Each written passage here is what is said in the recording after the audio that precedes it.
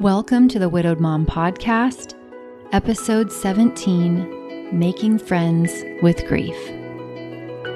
Welcome to the Widowed Mom Podcast, the only podcast that offers a proven process to help you work through your grief, to grow, evolve, and create a future you can truly look forward to. Here's your host, Master Certified Life Coach, Grief Expert, Widow, and Mom, Krista St-Germain.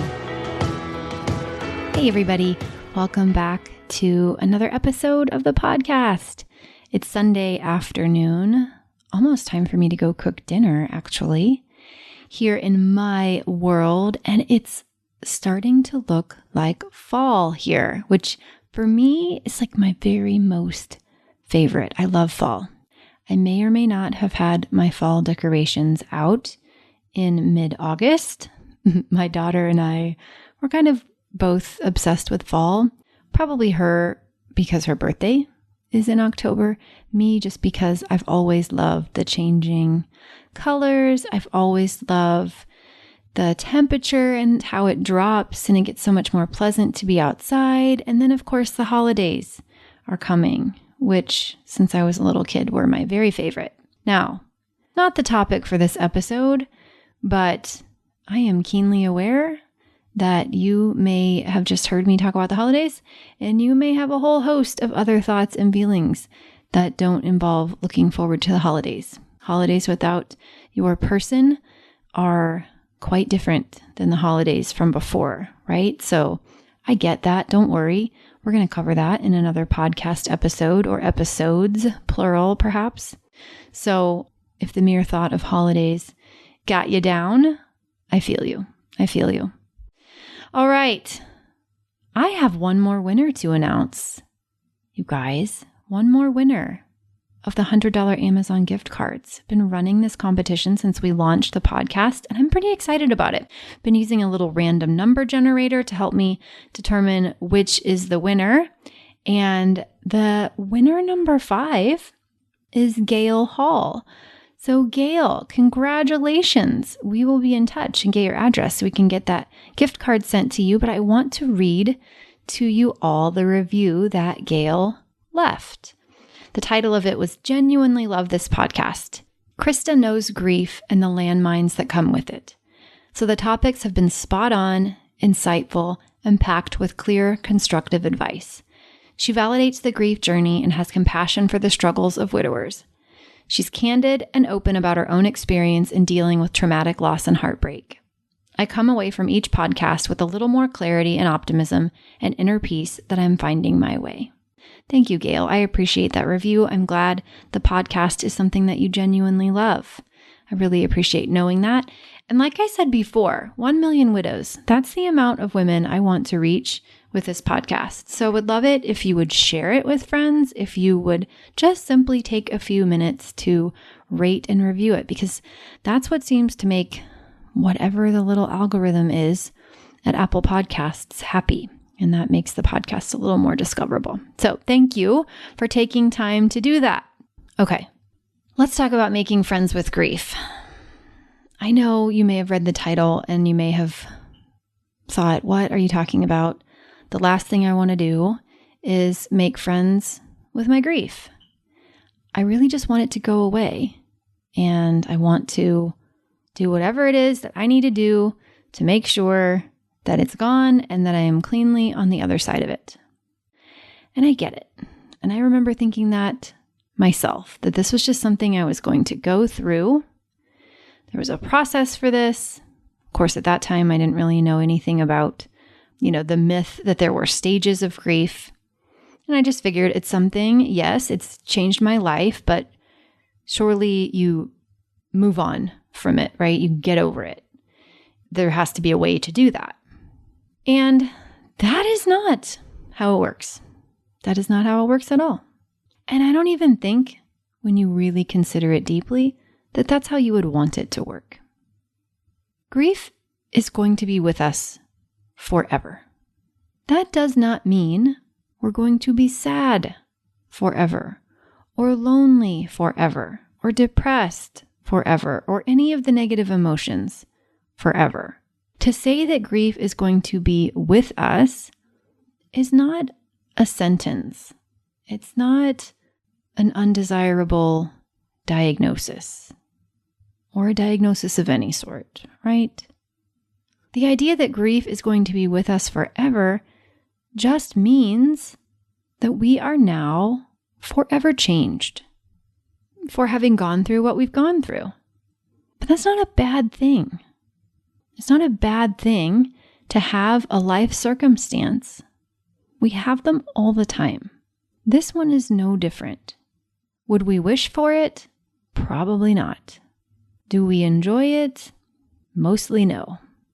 But that's not to say we want to discount its presence in our life.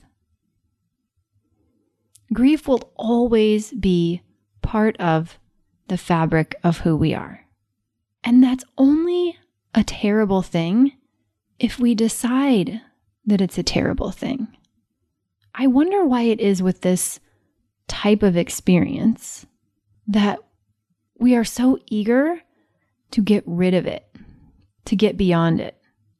And if that's the goal, I just think that we're missing out. I think we're missing out on the opportunity to evolve, to grow, to become the next version of ourselves, to be wiser, to be stronger, to be more human, to be more awake, more alive. And when I'm coaching my widowed mom life coaching clients, it's often very frustrating for them when they realize that the grief is still with them when they thought it was going to be gone. It can be quite shocking. They will have expectations of how they're doing, and then all of a sudden reality doesn't match the expectation. So all of a sudden they're crying and they didn't see it coming, and they are deep in the negative emotion. And they kind of get mad about it.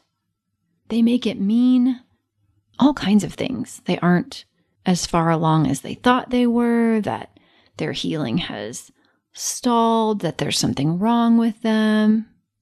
And then because they think there's something wrong with them, then they think there's something to fix. But I want to offer that that's just not the way of grief.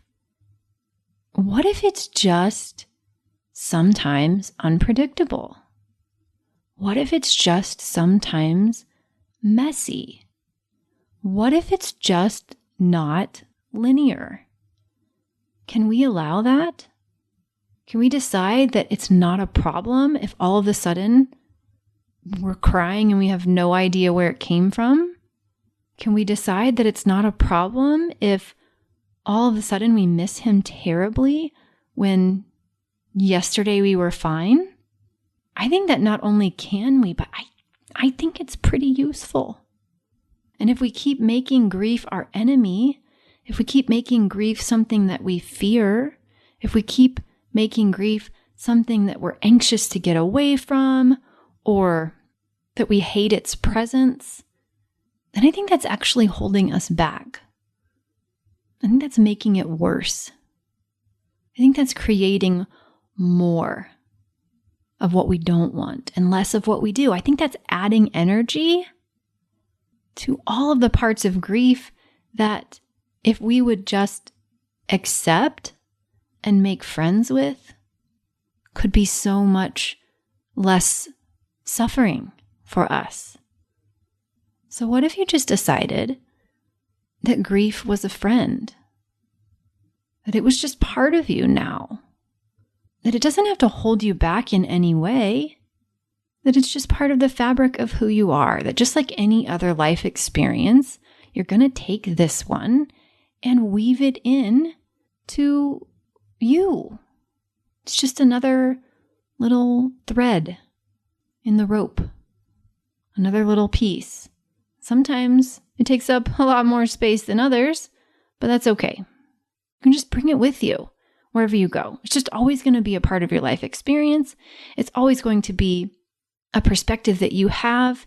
It's always going to probably alter the way that you see the world. And not that that's a bad thing. It just is. So if you can just decide that for now and forever, there are going to be some things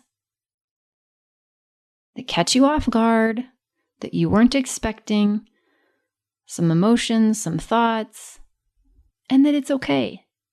That it has nothing to do with how far along you are in your healing. It has nothing to do with your potential to live a happy life. It doesn't mean there's anything wrong with you. It doesn't mean there's anything wrong with anyone around you. It doesn't mean you've made bad life choices. It's just that sometimes grief is unpredictable and messy. And that's it. And you're going to make friends with it. And when you had forgotten it was there and all of a sudden it is, you're not going to make it mean anything big. You're just going to say, oh, hey, yeah, how have you been? What's going on with you? Haven't seen you in a while. Right? Or you have conversations with it. You don't act like it's not there. You don't act like it's the boogeyman that comes out and jumps around and scares you. You don't act like it's the monster under your bed. You just acknowledge it for what it is. You accept it for what it is. And you love the parts of it that you can love. And you accept the parts of it that you don't love. And you just stop making it such a big deal. And you stop judging it. And you stop avoiding it. And you stop trying to get away from it, making it the villain so you get to be its victim. And you just decide, it's okay. Grief is part of my life experience, and now it's part of who I am, and I can just bring it with me. And nothing has gone wrong here. Okay, I know this is a little shorter than normal, but it was just on my mind. And one of the things I want to help with is to slow down the suffering. And when I see this in my clients, when I see this resistance to grief, when I see my clients refer to grief as the grief monster, I just know that it's not serving them at all. And really, you might think I'm completely crazy, and that's okay. Grief, as much as it has a very dark side to it that none of us like feeling, grief offers opportunities. Grief offers new perspectives. Grief shows us what's really important to us. It helps us reevaluate why we're here. It helps us determine what we want to get out of this one precious life. It helps us make better use of our time, make better use of our energy. It helps us decide what we want to do for our career. It's such a good and useful reality check. Now, that doesn't mean you have to go back and choose everything that has happened to you as though it was planned. That doesn't mean you have to like it. But if it's going to be here anyway, why not seize the opportunities that it presents as best you are able? I've always liked the idea, that's taught with post-traumatic growth, that if the whole building is going to come crashing to the ground and you're going to build it again, you may as well take advantage of the opportunity to build it exactly as you'd like to.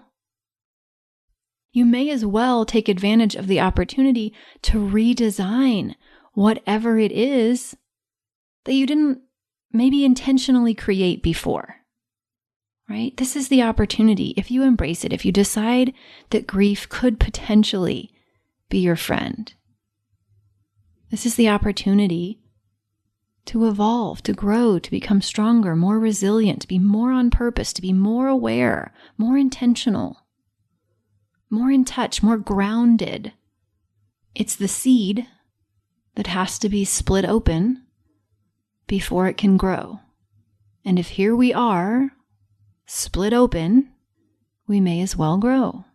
And we may as well decide that if grief is always going to be part of our lives, that we make friends with it, that we stop trying to swim against the current. Just relax, see what's there, And if we're friends with it, maybe it has something to offer. Maybe there's goodness in there after all. Maybe it's not quite the monster that we thought it was. All right, food for thought. Remember, I love you, and you've got this. I'll see you next week. Take care. If you like what you've been hearing on this podcast and want to create a future you can truly get excited about even after the loss of your spouse, I invite you to join my Mom Goes On coaching program. It's small group coaching just for widowed moms like you, where I'll help you figure out what's holding you back and give you the tools and support you need so you can move forward with confidence. Please don't settle for a new normal that's less than what you deserve. Go to coachingwithkrista.com and click Work With Me for details and next steps. I can't wait to meet you.